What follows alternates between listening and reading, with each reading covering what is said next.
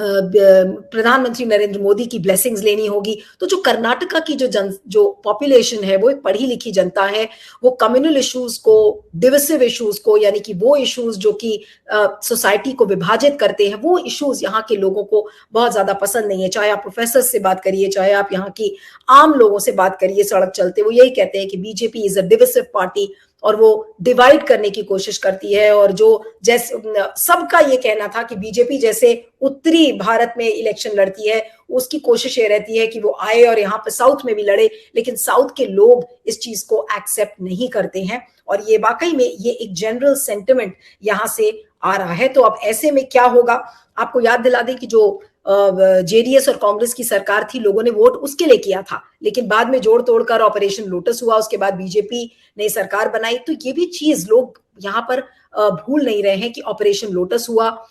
जिन parties को mandate मिला था, यानी कि जेडीएस और कांग्रेस को मैंडेट मिला था, उसका मैंडेट का तिरस्कार किया है बीजेपी ने इस तरीके के ऑपरेशन लोटस के साथ। तो इसको लेकर भी लोगों में गुस्सा है और लोगों का यही कहना है कि इस बार वो बीजेपी को वोट नहीं देंगे। ज्यादातर लोग इस तरीके की बात कर रहे हैं। लेकिन एक बार फिर से मैं आपको कॉशन करूंगी कि यहाँ पर मैं सीट्स के बारे में नहीं बोलना चाहती हूँ इस समय, लेकिन जो आम मुद्दे जो यहाँ पर निकल कर आ रहे हैं वो यही है कि कम्युनल कार्ड बीजेपी का नहीं चल रहा है। मोदी मैजिक भी मैं आपको बता दूं, कई इलाकों में मैंने पूछा कि भाई मोदी जी का जो करिश्मा है, मोदी जी जैसे अभी वो कोची में जिस दिन थे वाटर मेट्रो का उद्घाटन कर रहे थे, तो उस दिन भी मैंने पूछा कि वो वहां से साउथ के ऑडियंस को वो एक तरीके से कंसोलिडेट करने की कोशिश कर रहे थे। तो उस दिन भी वहां पे वे लोगों से मैंने पूछा, तो उन्होंने कहा कि मोदी जी चाहे जितने फूलों की वर्षा करवा ले, चाहे जितना हाथ हिला ले, और जिस तरीके से वो लुंगी पहनकर उन्होंने एक वॉक किया था और उसके उनके ऊपर फिर फूलों की वर्षा हो रही थी, तो यहाँ की जो जनता है ये इसको ड्रामा और प्रोपेगेंडा कहती है और they are not ready to buy this kind of a propaganda by BJP. हालांकि बीजेपी बहुत पैसे खर्च कर रही है इस तरीके के सोशल मीडिया कैंपेन्स पर, मीडिया वॉर इस समय भयानक इस समय चल रहा है, तो ये चीजें चल रही हैं। लेकिन ऐसा लग रहा है कि मोदी जी का कार्ड इस बार मुश्किल लग रहा है कर्नाटक के लिए। मोदी मैजिक के बारे में भी मैं कहूंगी कि बहुत ज्यादा इस बार मोदी मैजिक आपको जैसे नॉर्थ में नजर आता है उस तरीके का मोदी मैजिक यहां पर फिलहाल कर्नाटका में नहीं मिल रहा है। लेकिन एक डाउट जो सबके मन में है, और जितने भी पोलस्टर्स हैं, जो एनालिस्ट्स हैं, उनसे जब मैं बात करती हूँ तो उनका यही कहना है कि बीजेपी की जो मसल पावर है, यानी कि पैसा, धन, दौलत, उससे चुनाव को किस तरीके से बीजेपी पलट सकती है, इसको लेकर लोगों के मन में अभी भी संशय है। तो कहते हैं कि चुनाव, कोई भी चुनाव राज्य का होता है, या आम चुनाव हो चाहे असेंबली चुनाव हो, लास्ट के 3-4 दिनों में जब चुनाव पलटता है तो वो किसके पाले में जाएगा ये कहना मुश्किल है। तो लास्ट के 4-5 दिन सभी पार्टीज के लिए टफ होंगे, चाहे कांग्रेस हो, चाहे बीजेपी हो, चाहे जेडीएस हो। सारी पार्टीज ने अपना दमखम जरूर लगा दिया है, लेकिन एक टफ फाइट है। और कर्नाटक बीजेपी के लिए मैं यही कहूंगी, जो अभी तक का मेरा एक विजडम कह रहा है, मैं यहाँ पे पिछले 6 दिनों से हूं, पिछले फ्राइडे को मैं यहाँ पर आई थी, उस दिन से लेकर आज तक मैं यही आपको बता सकती हूं कि बीजेपी के लिए it's not an easy going in Karnataka this time. और मैं कई इलाकों में गई हूं, अभी आने वाले 2-3 दिनों में भी कई इलाकों में जाऊंगी। आपको इस तरीके से मैं आपको जो यहाँ की जो आंखों देखी तस्वीर है वो मैं आप तक पहुंचाने की कोशिश करूंगी। और मैं यही आपको बताना चाहती हूँ कि the going is not easy for BJP.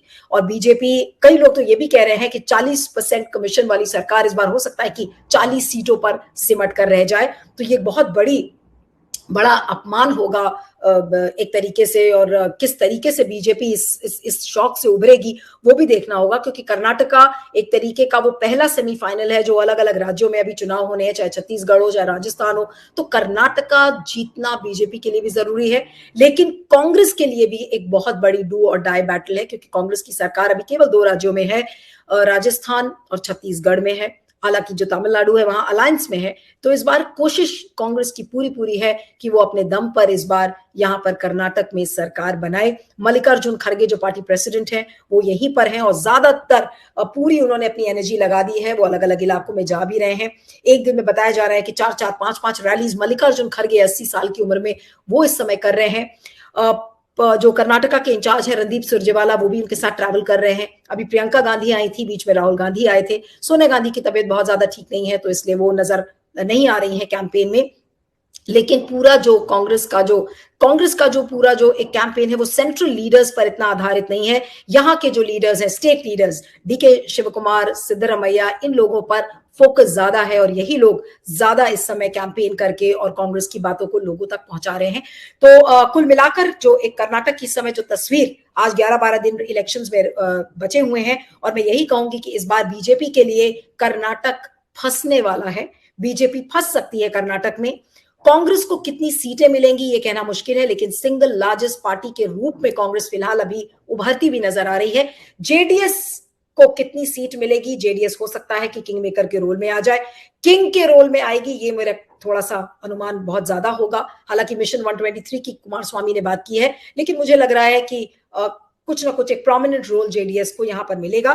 तो फिलहाल कर्नाटक की जो तस्वीर है उसमें बीजेपी के लिए इस बार मुश्किल ज्यादा नजर आ रही है। तो इसी के साथ आपसे विदा लेती हूं, और इसी तरीके की रिपोर्ट्स जो आंखों देखा हाल है वो मैं आपको बताऊंगी। मैंने सोचा था कि पैनल डिस्कशन करूं, लेकिन पैनल डिस्कशन तो मैं रोज ही करती हूं। तो मैंने सोचा कि जो भी चीजें मैंने अभी तक कर्नाटक में पिछले 5 या 6-7 दिनों में महसूस की है वो आपके साथ मैं साझा करूं। और कई इलाकों में मैं ट्रैवल किया, रामनगरा, अभी कल परसों मैं होसपेट जा रही हूं, हुबली की तरफ भी मैंने ट्रैवल किया, बैंगलोर के जो अलग अलग इलाके हैं यहाँ से 100 किलोमीटर की दूरी पर, उनमें भी ट्रैवल किया है।